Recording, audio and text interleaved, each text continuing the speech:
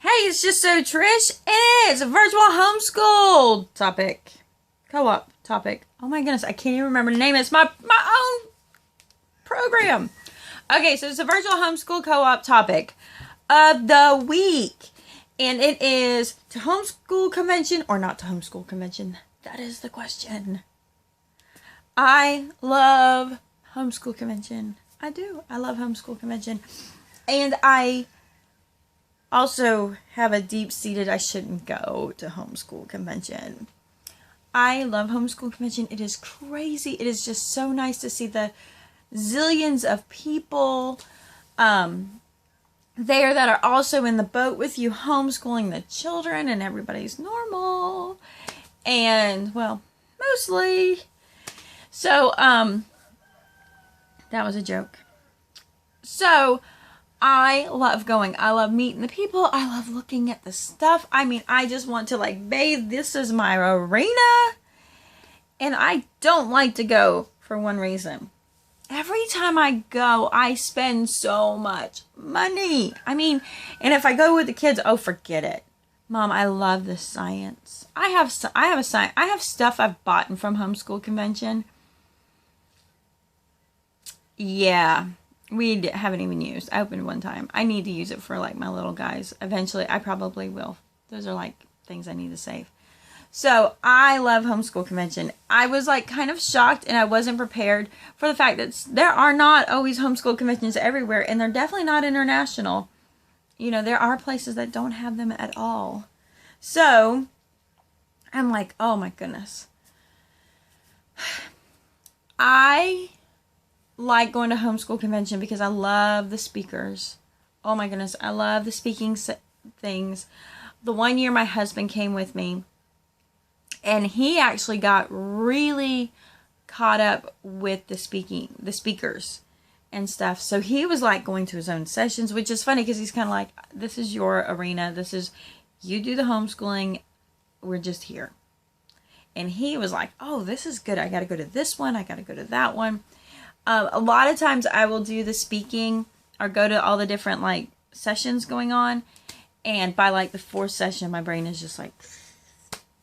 And so one of my favorite things is I can go and order, and I typically order the MP3s of everybody's sessions. And so then I can kind of go back and pick throughout the year. So it's kind of like prolonging the homeschool convention. So here's what I'm going to do. So I go to the Florida Parent Educator Association. I'm putting a link to that down here. I am next linking is the speakers. So for my friends that do not have a homeschool convention, I'm going to set you up with what you need to know to feel like you're having a virtual homeschool convention. So what the big one is, here's the link. Also down below is the link to all the speakers. So then once you do not have to be a member, you can be a member and not be a Floridian or be in Florida. It does, you know, they don't care. They like your money. They'll let you be a member. And if you're like visiting in state, you can still go. They don't care. They like your money. They'll let you come in. Go to the speakers. You know, see all the speakers, see all the topics. I mean, you could print it out and have pages worth. And take a look at what you want. Because here's the thing. After convention, you can go and buy certain sessions. Or you can go and buy the whole convention sessions. So then, even if you're in, say, England, you can actually have a homeschool convention experience with the sessions. And the sessions are so great. I typically buy them and then I won't end up listening to them, or I will. You never know. Okay. So there's that one experience. Now granted, you're going to be in solitude and you're not going to be with all the people. I mean, like shoulder to shoulder, and you're not dealing with a wheelie cart or any of that. But the next thing is, you're going to be like, is the vendor hall? And you're going to be like, but we don't have the vendors. There's a link to all the vendors. And so it is a mile long, it feels like, list of everybody. And you can go straight to their websites. And all of them are website linked. So, yes, you're not walking around the exhibit, but I mean, you'll get to see things you're like, I would not have thought of that for homeschooling kind of deal. So all those links are down there, which I think is cool. So those are for my friends who do not have a homeschool convention or have never been and never heard of and can't go. All right, so when I go, the hardest part is picking to go for only one day. And I have the hardest time to go for just one day. Ours happens on Memorial Weekend, which is like, really? Because and it's in Orlando, so every hotel room is booked. You better, a month out. I'm talking where they do the convention at, the place is booked out 2-3 months ahead for the whole weekend. There's no spots. So, hoteling is hard. And it's expensive. I mean, it is expensive. It's Orlando Memorial Day weekend. It does not get any more expensive than that. So it's paying whether you go one day. I typically will be like, okay, one night at a hotel, 2 days at the convention. Because it's about a 4-hour drive for me to get there. So getting there and driving back for the day it's doable. But I better bring somebody with me because it is rough. The next part, because it's at the Gaylord Palms, it's a $10 parking. So it's like you literally feel nickeled and dimed when you go. So here's some things. So I don't know if yours is like that. I thought about going to the Atlanta one in July. I've been on the fence about that. So maybe when my guys aren't so little, maybe next year I'll hit the Atlanta Southeastern Expo. Maybe. So, definitely take a wheelie cart and take a cooler. That's what I gotta say. And make a plan. So here's the things I do to prepare.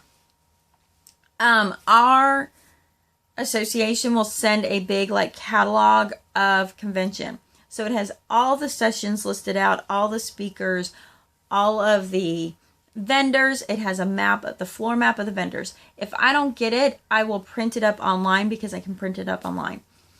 I go through my speakers. I look at all my speakers. Anybody that I'm just like, I highlight the speaker. So then what I do is I go through in a different color or marginally highlight. I highlight wherever they're speaking and what topics they're talking. And then I go through and I start looking and reading everything. And then I start marking here's my number 1 choice, here's my number 2 choice, here's my number 3 choice on sessions. And I do that because sometimes I will change my mind. Or at the moment, or I don't want to walk across the building. I will just be like, what's the next closest one that I was interested in? So that's good. There's times that I'll be like, I hit the first session, I'm like, I'm done. I want to go to the expo. So I like to know that I have it pre-planned and laid out what I want. So that's what I do first. Second, I go through the exhibitors. I go and I check out their websites. I highlight the ones I'm interested in. I highlight it on the map. And then I kind of prioritize them. I star off the ones I really need to go visit or who I plan, whatever. And I have that laid out. And that kind of helps me navigate because ours is so big. I plan to do videos when I'm there to show you wow, look at all the people. This is crazy. All the kids, everything. I've gone with my kids in the past. I've gone with my husband and family. I prefer to go by myself. I prefer to go by myself because when I'm there, it's I have my brain is I need to see this, I need to see that.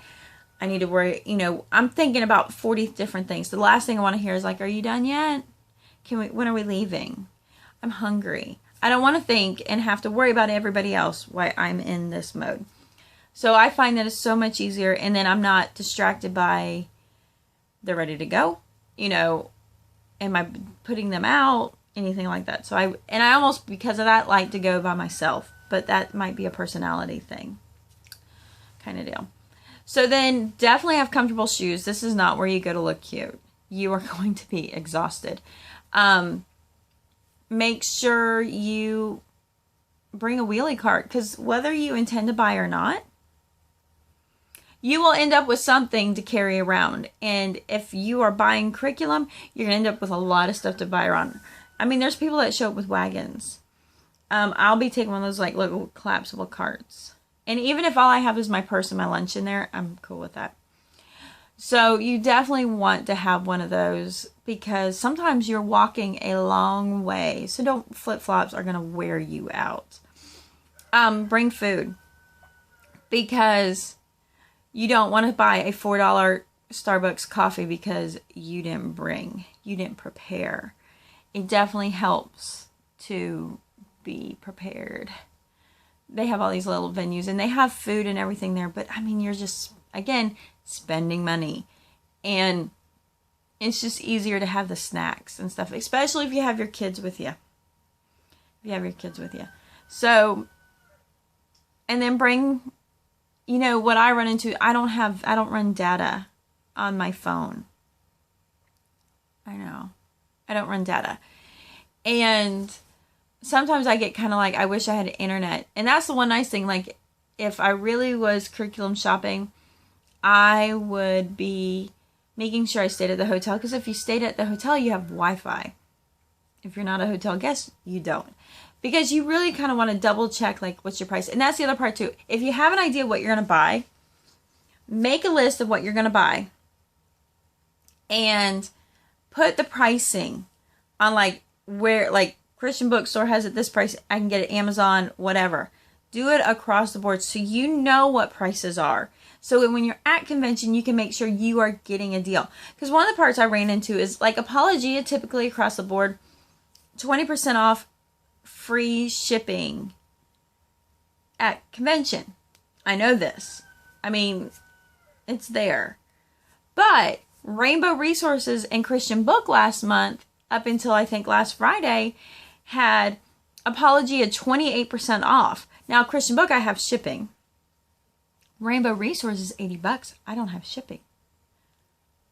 I was able to buy cheaper through Rainbow Resources. And that's one of the other parts, too, is make a list of, like, what is typically the special? What's the offer at convention? So, Apologia is typically 20% off. Alpha Omega is 20% off. You know, keep an idea on a running list of what is the offering rate. So when you, last thing you want to do is pass up like, oh, the convention price will be better. And you're like, it wasn't better. I should have bought that a month ago. Kind of deal. So those are like the little tips and tricks I have. Anyways, I hope that helps. Oh my goodness, I am so excited. I cannot wait to see videos. I'm expecting to see a lot of homeschool convention YouTube videos this year. Hint, hint, hint. And for those of you who do not go to homeschool convention, I hope everybody else's homeschool convention talks, tricks, links, and everything else will help. I would love to be able to do like a homeschool virtual convention. I don't know how that would go together, but it would be cool. So anyways, I hope this helps you. And about homeschool convention, if you have not subscribed, please do so. If you think I'm fun and enjoyable, share me. Please share me. And don't forget to comment. Tell me how you do convention. I want to know. I'm curious. And if you're going to be in Florida, tell me. Tell me if you're going to the Florida convention. I want to see folks because I'm always behind a camera alone. But anyways, it's 14 minutes. I'll talk to you later. Peace out.